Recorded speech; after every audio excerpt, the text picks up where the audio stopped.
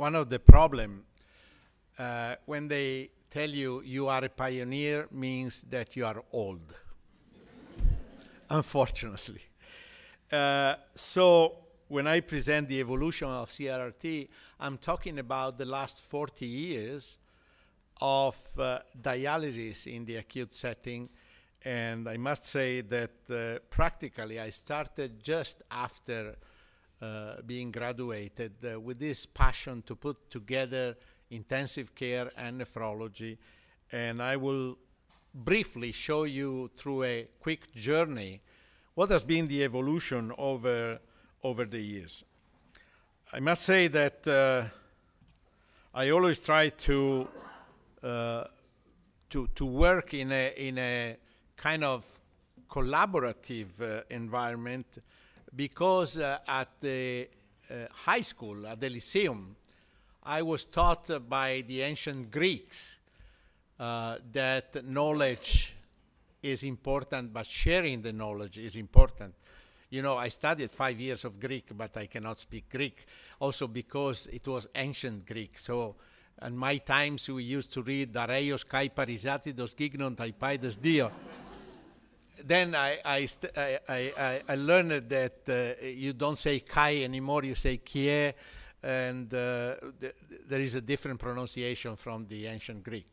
Nevertheless, many of the teaching from ancient philosophers inspired my work, and I will just show you about this. So, let's see. First of all, especially for young fellows, it's important to know that if you want to move towards the future, you must know where the present is coming from. Basically, you must know the past. So you have seen this before. When we moved from specially oriented to patient oriented, we had the possibility to get intensive care and renal medicine more near by high interaction, especially on the fact that the critically ill patient is complicated. This was the first patient treated with continuous arteriovenous hemofiltration 40 years ago in Vicenza. Modifying blood lines, an artery and the vein were punctured, and the highly permeable filter was placed in between. At that time, no pumps were used, only arteriovenous pressure gradient, and especially because in the ICU, nobody wanted to have a blood pump. So this is a group who met in Vicenza. You can see real pioneers like Michael Lysat, Paganini, Juan Bosch. You see myself with less kilos and more years. And many years later, the same group of pioneers, this is Lee Anderson, met to somehow establish what the progress in this discipline has been.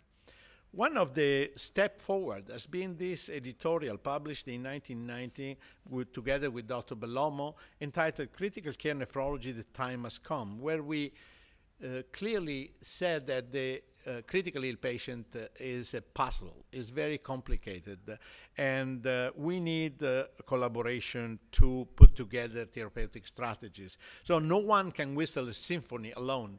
You need an orchestra. We can play different instruments, but we must be on the same key.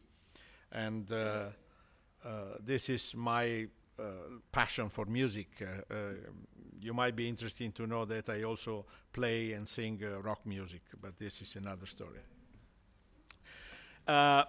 So we started with the cannulation of an artery in the vein, and this was the first CRRT.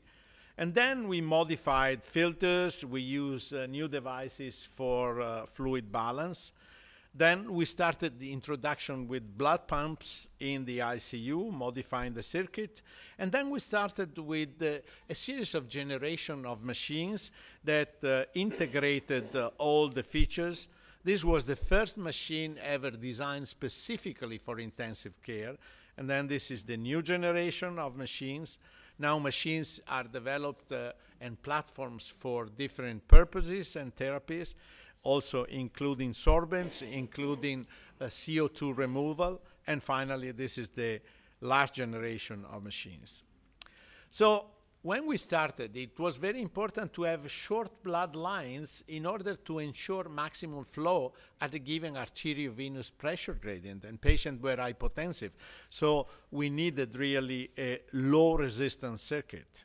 Also, the height of the column from the filter to the floor was generating the negative pressure to provide transmembrane pressure and ultrafiltration. And we discovered very soon that the filter used for standard hemofiltration were not adequate because the increase in pressure, in oncotic pressure inside the filter, was generating equalization of pressure, and the distal part of the filter was not used for filtration. With high viscosity, clotting was much easy. So we developed a series of filters. And when I say we, it was really the time in which you could go to the engineer and say, I want a filter like this and like this.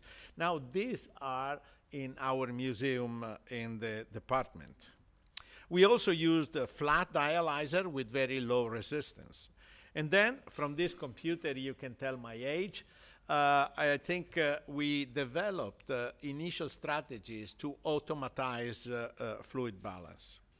Fluid balance was achieved by gravimetric control, as in this case, or by volumetric control using also a scale to provide information.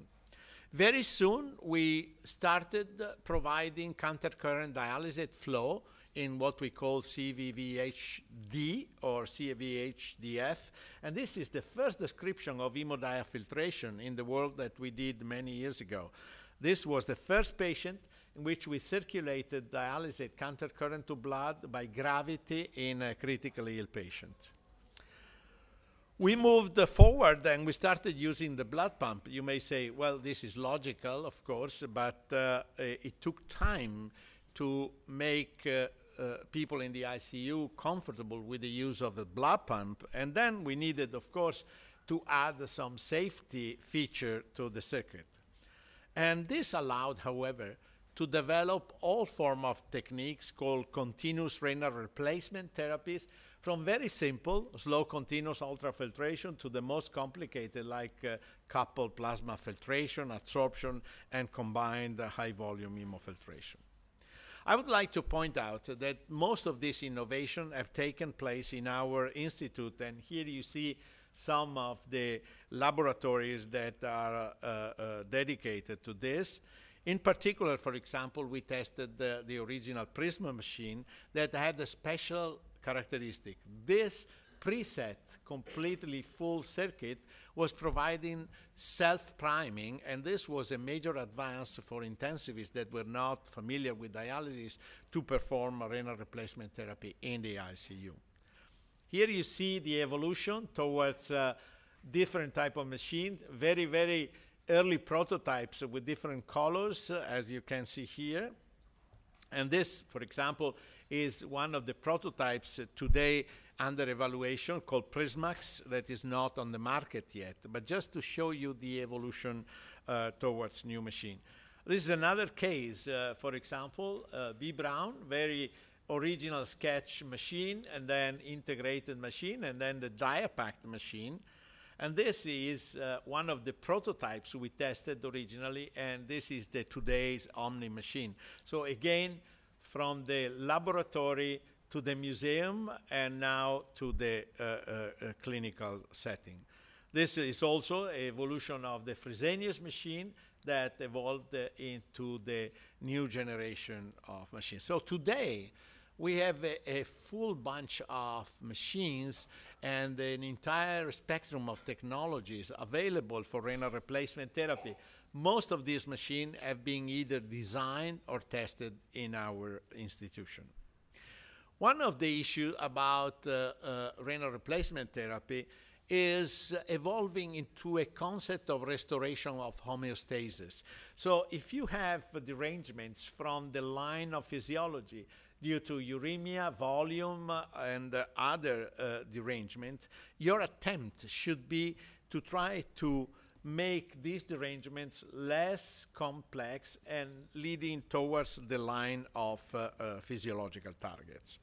Technology can help for this.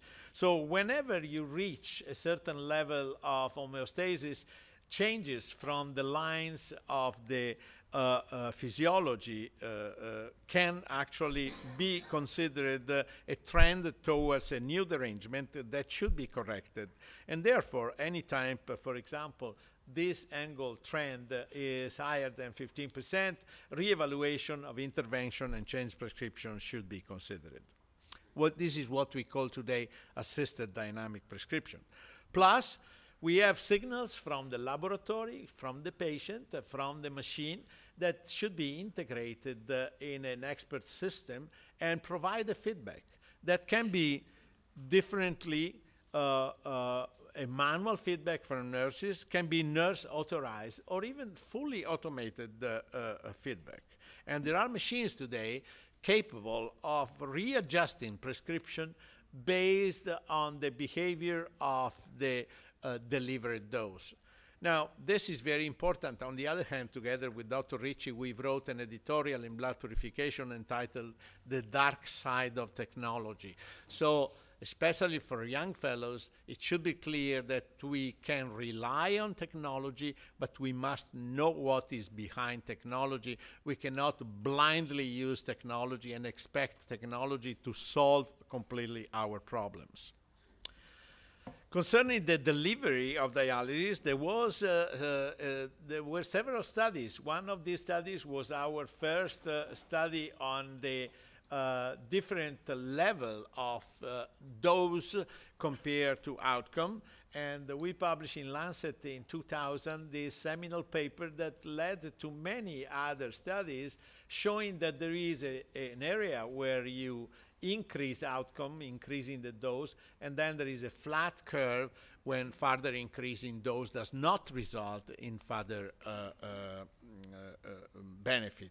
However, the point where the curve starts to change and the breaking point of the curve may be at different levels depending on the characteristic of the patient, the presence of sepsis or other. Today, guidelines recommend probably to stay at the minimum prescription delivery of 25 milliliters per kilogram per hour, although in our department we still go for the 35 because our study originally showed a benefit with this higher dose. So about the dose, I think it's important today to know that different multicenter trials have shown different levels, but the most important message is we should not under-dialyze our patients. Also, the modality is important, and now more and more evidence is growing on the fact that continuous renal replacement therapy versus intermittent may provide, for example, better care in unstable patient, in hemodynamically unstable patient, providing also a higher rate of recovery and making them free from dialysis dependence. This is a typical result of the most recent trials that shows how much the ATN trial done in United States is giving much higher level of dialysis dependence after renal recovery. And the reason for this is that probably in the United States, much higher number of patients were treated with intermittent therapies, providing unstable hemodynamics and sometimes affecting probably recovery of renal function as compared to the study done in Australia and in Europe. So the points to consider when you deal with intermittent and continuous therapies is that therapies are not one against the other. They are just a continuum. You should be flexible in providing both therapies depending on the characteristic of the patient. You should be ready to switch from one therapy to another and possibly individualize prescription in what we call today precision medicine. You know, precision medicine is very interesting because in Europe, especially in Italy, we have always believed in personalization. So we were looking at the patient, providing personalized prescription. Now the Americans have discovered that this is important and they have rediscovered precision medicine. Once again, we should let the Americans do these things. You know, they are nice. They simply are adding some standard to our ideas in the past. About timing, this has been the most frequently asked question in many meetings, still there. We don't have specific indications on when to start. But again, why the Americans want this definition? Because they want a number. They want a number to start renal replacement therapy, while in Europe, we don't really need the number. We look at the patient and we have clearly understood that what is good for one patient may not be suitable for the other patient. So do we need new studies? I personally think not. We don't need studies. We will never have an answer from studies. Nevertheless, we should know that one size does not fit all. Randomized controlled trial may not be the answer. Every patient is different. Single patient has his own optimal time. So I don't want to start too early. I don't want to start too late. I just want to start at the right moment. And again, the idea of using personalized prescription and precision medicine for timing of initiation comes from the indication of the Acute Dialysis Quality Initiative that describe very well how much precision therapy can help, especially in considering that we should look at the need of the patient, the demand induced by the burden of the disease, and the capacity of the kidney. And once we match all this information, then we can use our technologies. In the evolution, CRRT have moved from simple renal replacement therapy into what we call ECOS, extracorporeal organ support, or MOST, multiple organ support therapy. And as you can see here, we have now the possibility with our extracorporeal platforms to support different organs, including extracorporeal lung support, liver support, heart support, and also use this for sepsis and in pediatrics. And I would like to move forward showing that we did in 1982 the first ever treatment of hemofiltration in a neonate using a mini filter that we designed at that time. The evolution of pediatric CRT also goes back approximately 40 years with the research of filters and fibers, and then the development of a specific mini filter, the application for the first time in Vicenza of arteriovenous hemofiltration, then the spreading of this around the world, the use of adult machine with modified set for babies and neonates. And then we started in 2008 with a new type of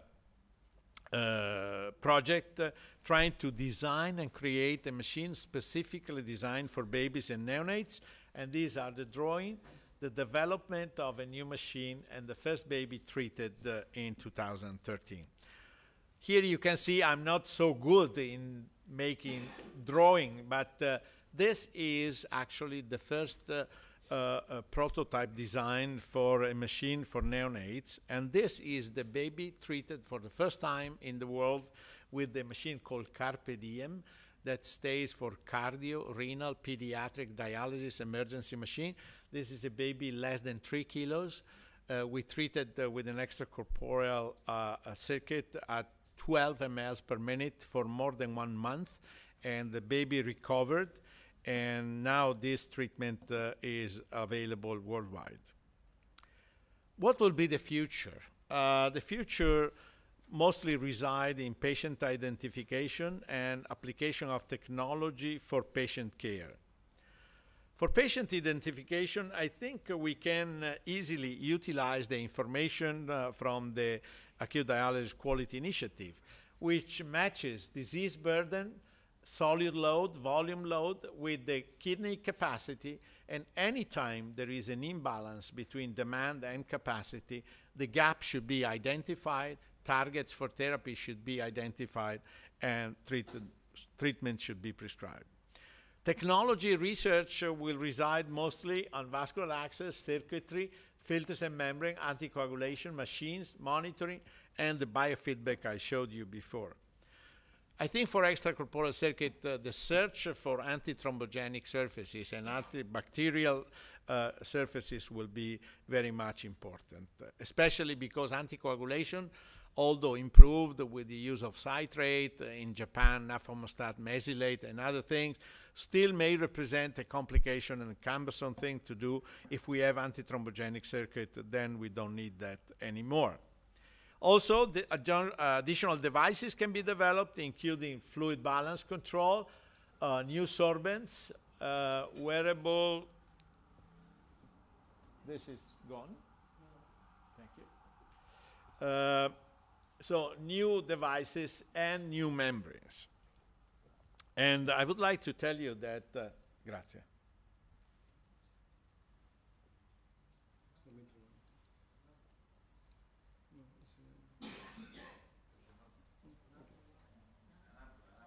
Okay. Okay. So now different platforms capable of doing different type of therapies are available, but we should integrate, for example, temperature monitors or bioimpedance, blood volume measurement that we already integrated in the chronic machine. We should do that for the acute patient. This is going backwards now. I don't know why. So why is this going back?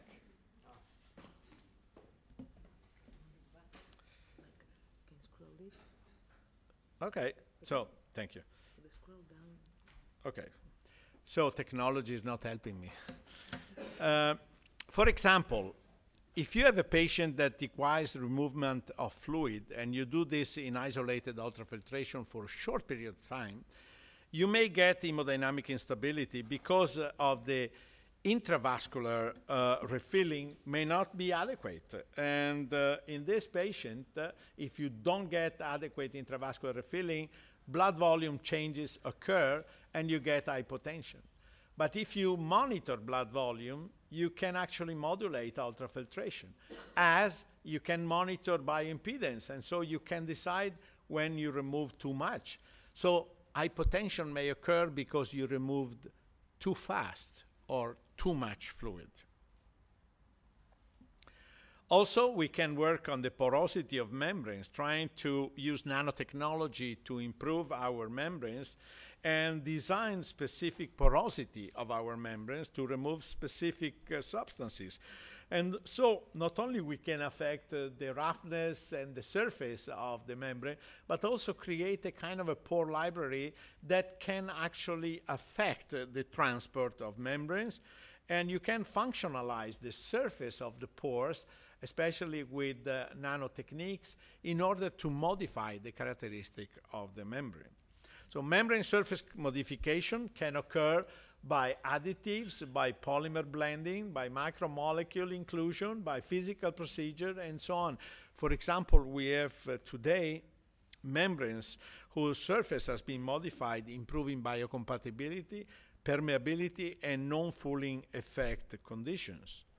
Or modifying the hydrophilic characteristic. If you have an hydrophilic surface, then in this case, the capacity of transport of small solute increased dramatically because you have a continuous fluid phase in the pores, while in an hydrophobic surface, you have a discontinuous fluid phase, and you can only remove solutes by convection.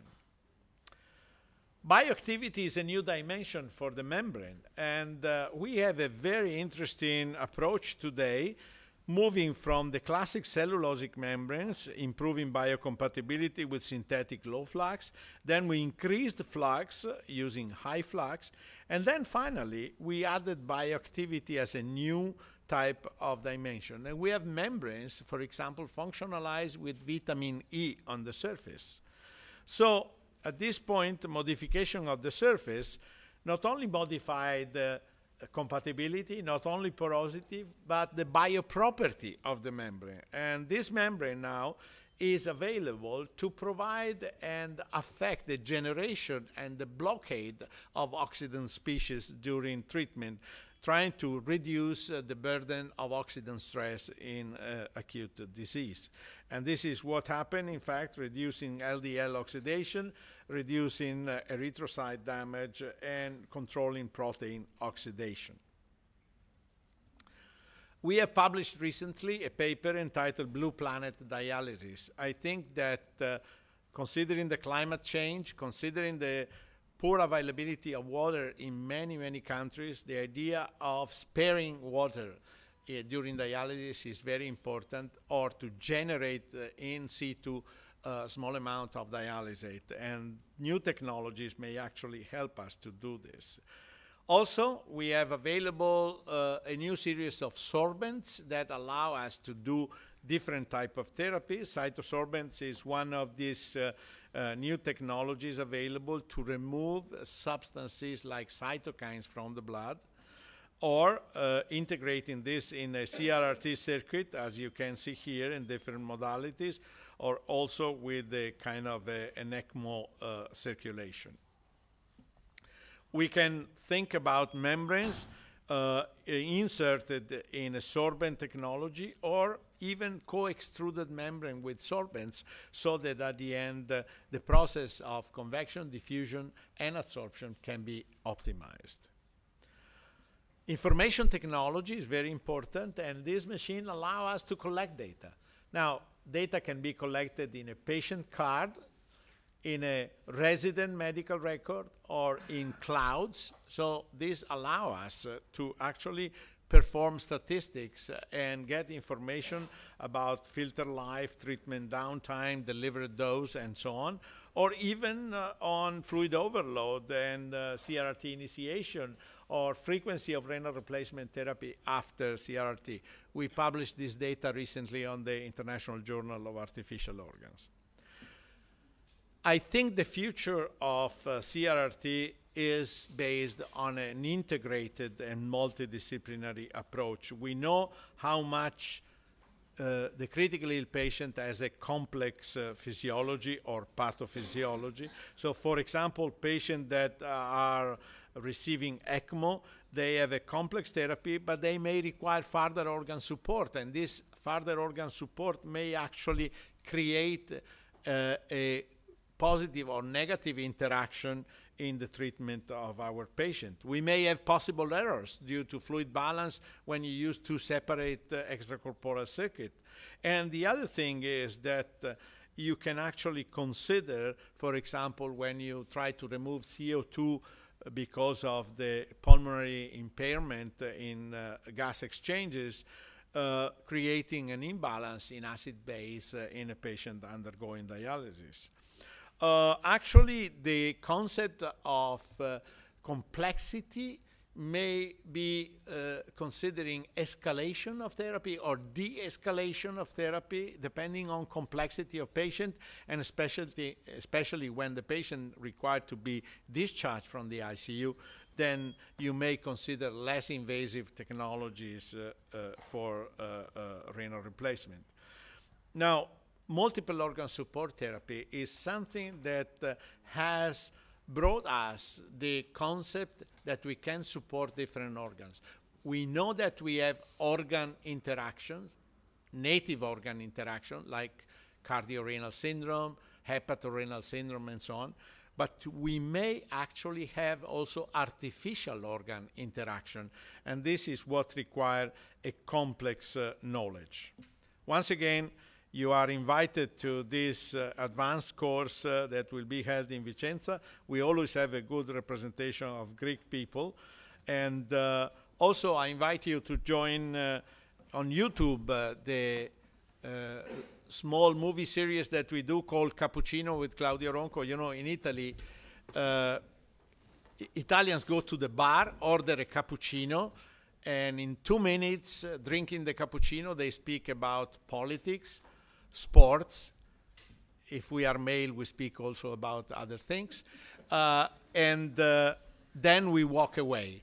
What I do with the Cappuccino series is just to present for young fellows the most interesting publications recently done, maybe in different journals, and the possibility for fellows to deepen their knowledge in that information. With this, once again, thank you very much for listening to my journey of the last 40 years. Hopefully we will have more years to come to see developments and improving the outcomes of our patients. Thank you.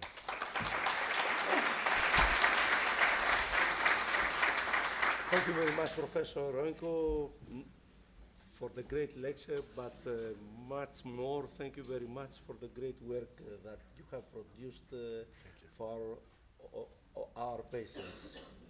Thank you. Υπάρχουν ερωτήσεις ή κάτι που θα θέλατε να σχολιάσετε?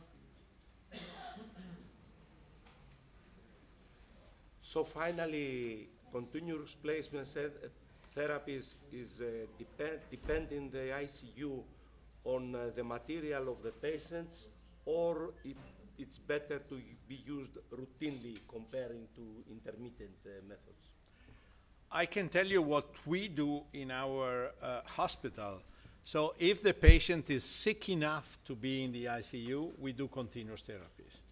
If the patient is not sick enough to be in the ICU and is in another department, then most of the time we do intermittent therapies. So it depends on the severity of patient and the hemodynamic stability of the patient.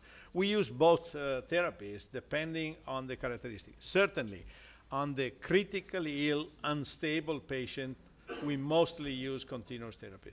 You know, it's interesting to know in the evolution of things how reality was behind the use of this.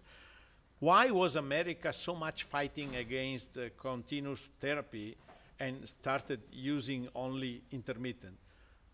Because of financial reasons, because the control of the patient by the nephrologist. So no clinical reasons, only power and money. I think that today we have clarified that critically ill patient may require a very continuous, slow, gentle therapy. Nobody will ever think about doing intermittent mechanical ventilation, right? Absolutely, but I think that there was one more reason. The first days of continuous therapies, for practical reasons, we had a lot of difficulties. You have solved that the moving force was the level, the lines had to be short, coagulation problems, and so it was good for the ICU people because they became independent, but it was bad for what we had used with the nephrologists to do.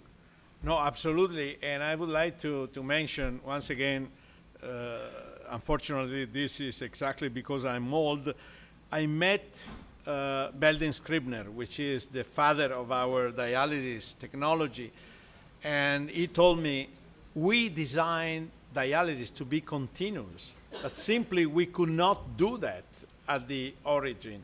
So we had to do intermittent. And then, of course, when we applied to chronic patient, we wanted to do intermittent because patient required to move outside the hospital. But we always wanted in the acute patient to do continuous. So he was happy that we evolved into this. And the other thing is there is no question that collaboration between nephrologists and intensivists give the best result. Yes. Because if you take only intensivist or only nephrologist, there is no enough knowledge for the complex patient. Absolutely. Κύριος Αποστόλου. Congratulations for your excellent talk and your offer to nephrology and ICU. I would like to ask all this new technology and these membranes with alpha tocopherol and cytokine removal, did they bring any effectiveness and better outcome to patients? You know, it is a very important question because it depends on what you mean for better outcomes. This would require a lecture itself, but let me try to summarize a few concepts. First, dialysis in chronic patients has not changed too much in the last 40 years. Yes, small changes, but it's always the same. On the other hand, we moved from acetate to bicarbonate, we moved to high flux membranes, There is no one single randomized controlled trial that showed that the new technologies were better than the old technologies. But outcomes have improved, and nobody wants to be treated with acetate dialysis and Cooper-Fan membrane. So the same thing is for the acute patient. It's very difficult to make a randomized controlled trial to show that this is superior to this. However, if you have a patient that is septic in the ICU and you know you can remove endotoxin by polymyxin B hemofiltration, hemoperfusion, or you can use high cutoff membrane to remove cytokines, you definitely want to apply this. It's a policy issue. They cost more. So the administrator will tell you, oh, there is no evidence. But then when the administrator will have his daughter in the ICU, he will come to you and say, I want to use this, I want to use this, and I want to use this. So there is a difference between hard evidence and self-evidence. I think that improvement in technology sometimes simply cannot be proven because we cannot do the 3,000 patient randomized trial. And in Japan the other day, they were telling me nobody will ever do a randomized trial, hemoperfusion versus non-hemoperfusion, because everybody wants the hemoperfusion. So they consider this as ethical to deliver the best therapy possible, even though the evidence may not be completely clarified. So the response is, are we going to be able to do the right randomized trials to answer this question? If you look at the New England Journal of Medicine, all the trials are negative. And the problem is that most of these trials are underpowered, or simply they select a population that is not the real population that we treat every day. Just to make an example, there was never a study showing that continuous therapy is better than intermittent therapy. But when you go and look at these studies, Ravi Mehta 95, for example, it says, of course, we could not randomize to this study patients that were severely unstable. Come on, these are the patients where you want to use continuous therapy. So in order to do the perfect study, they randomize a population that is not the population that we see every day in the world. So outcome, especially 28 or 60-day mortality or 90-day mortality, may not be the right target today to demonstrate the superiority of one treatment towards the other. But we need to make progress, and recent trials have shown that the outcome of patients has improved, in spite we are treating sicker patients, older patients, and so on. So. Thank you, Petras. Thank you for your excellent presentation again. What do you believe is better, CVVH or CVVH-DF? Because with hemodiafiltration, we are losing dose. So, you know, the reason why hemodiafiltration, you see, Dr. Ricci is laughing because we have discussed this many times. Hemodiafiltration was born in our system to improve efficiency for small molecules because blood flow was too low and convection could not achieve that. But today that we have higher blood flows and we can achieve high convective rates, probably we should do convection because simply we know that the kidney works exactly in that way. So we want to have convective clearance. On the other hand, not in every patient you can get a very good blood flow. And when you have low blood flows, it's stupid to try to filter too much. It's much easier to circulate countercurrent dialysate flow rate. So there is no better treatment. There is probably adequate treatment to a specific condition. You must also be aware that the success of hemodiafiltration, this is really ridiculous. The success of hemodiafiltration in acute patients, especially in America, where hemodiafiltration is not approved for chronic, was because the Prisma machine was not making possible to filter and replace 3 liters. It could only manage 1.5 liters per hour. So they could to get 3 liters, they needed to do CVHD and CVVH F. So, and they joined in HDF. It's a very historical, secret that at the end is a practical thing. So there is no better treatment. My advice is, whatever you do in your unit, and you are very comfortable and familiar and knowledgeable about this, please do that, because you ensure the best delivery of what you prescribe. Don't embark in therapies that you don't know unless you do adequate training and adequate information about this. Thank you very much, Professor. Thank you.